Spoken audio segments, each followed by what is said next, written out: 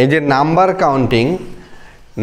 Counting 1 থেকে 100 পর্যন্ত। হ্যাঁ, আমি এখানে খুব সহজ উপায়ে কিভাবে মনে রাখবা আমি একটু দেখাই দিই, ঠিক আছে? আমরা যদি এইগুলি বলতে পারি, আমি যে এইখানে লিখছি না, এই কয়টা যদি বলতে পারি তাহলে পুরাটুকুই বলতে পারবো। হ্যাঁ, সুন্দর নিয়মে আমি তখন দেখাই। প্রথমে হচ্ছে 1 থেকে 20 পর্যন্ত যদি আমরা বলতে পারি না?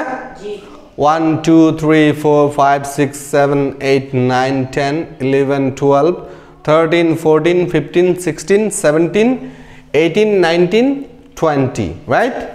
20। ওকে, এখানে 13 থেকে 19 এটা কিন্তু 10, 13 14 15 16 17 18 19, তারপর হচ্ছে 20, এটা কত? 20। এখন এই 20 পর্যন্ত যদি আমরা বলতে পারি, তারপরে দেখো কি হয়।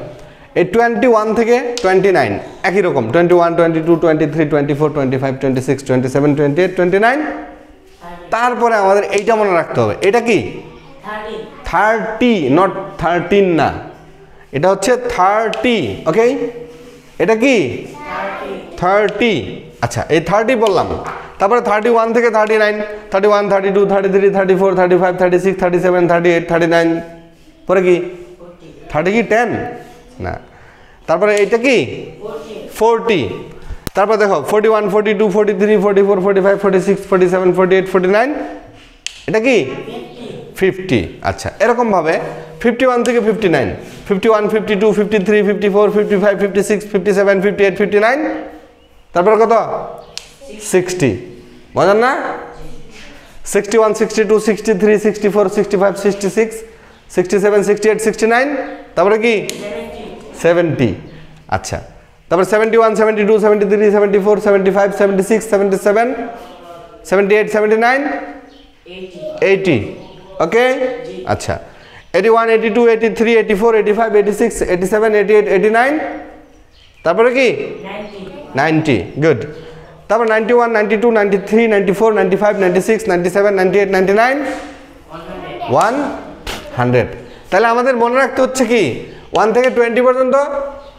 21 বলতে পারলে 21 থেকে 29 পারবো, তারপরে 30 40 50 60 70 80 90 100। হ্যাঁ, আর এই জিনিসগুলা 21 29, 21 থেকে 29, 31 থেকে 39, 41 থেকে 49, 51 থেকে 59, 61 থেকে 69, 71 থেকে 79, 81 থেকে 89, 91 থেকে 99। তাহলে এই জিনিসগুলো করতে পারলে আমাদের কাউন্টিং 1 থেকে 100 পর্যন্ত হয়ে গেল। হয়েছে? আচ্ছা, এবার যদি 100 ওভার হয়, মানে 100-এর চেয়ে যদি বেশি হয়, আমাদের গোনার সময় 100 থেকে বেশি গুনতে হয় না, থাকে না? সেই ক্ষেত্রে আমরা এগুলা কিভাবে গুনবো একটু দেখো। মনে করো আছে হচ্ছে তোমার কত 100-এর পরে যখন 1 গুনবো তখন কিভাবে গুনবো? 101। ওকে, এন বলে নিব। হ্যাঁ, 101। তাহলে এটা কত 102। তাহলে এটা কত 109। তাহলে এটা কত 125। তাহলে এটা কত 199, নট 29। ওকে, বুঝতে পারছো? এরকম আর কি 199। শেষের দুইটা একসাথে বলতে হয় সব সময়, শেষের দুইটা একসাথে বলতে হয় 199। বুঝতে পারছো? তাহলে কাউন্টিং আমাদের সমস্যা হবে?